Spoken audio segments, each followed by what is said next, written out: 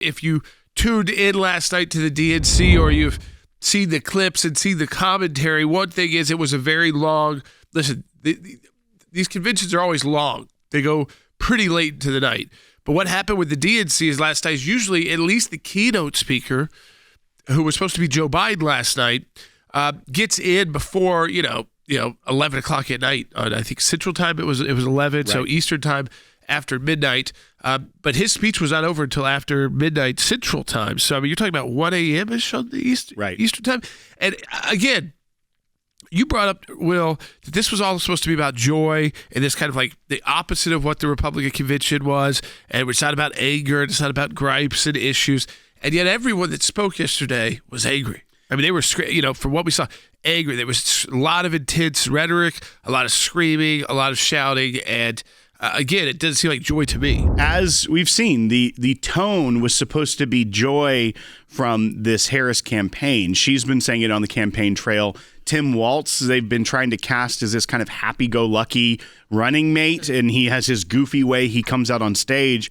But for night one, to set the tone of the entire convention, it was a lot of anger, a lot of yelling, a lot of demonization.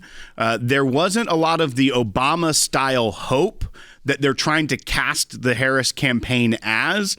Because if you think back to the 2008 convention when Barack Obama was selected, you knew that there was no way that John McCain could beat him, mainly for a lot of the political temperature, but the fact that the emotion was completely different at that convention. Right. It was not this demonization and yelling convention, but that's what we saw last night. So all these attempts to convey this as a Obama 2.0, a hope and change kind of feel, a joy campaign, that is not what came through on night one at the DNC. Donald Trump fell asleep at his own trial, and when he woke up, he made his own kind of history, the first person to run for president with 34 felony convictions. As Vice President, Kamala sat in the Situation Room.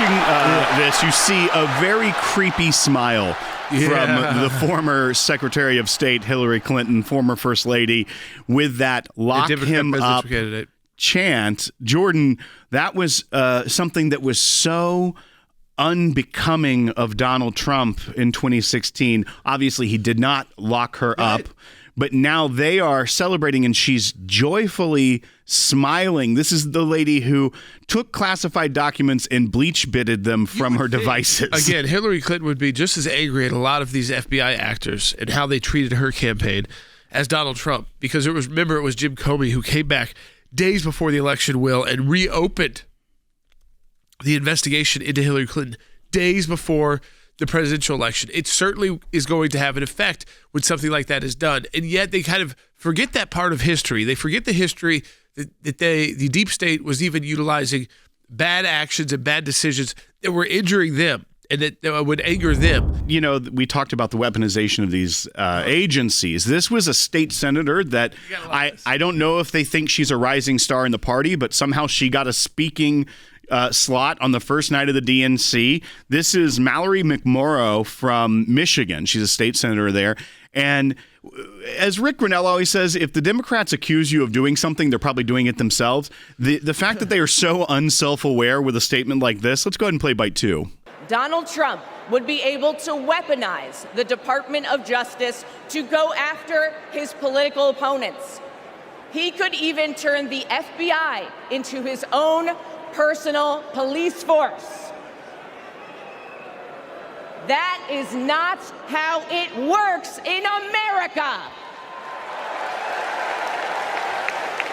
That's how it works in dictatorships. Because when you're Barack Obama, you took the IRS into your own force, and they went to the FBI, and they went to people like Jack Smith at the DOJ to try and get Tea Party activists prosecuted criminally. So it happened under the Obama administration.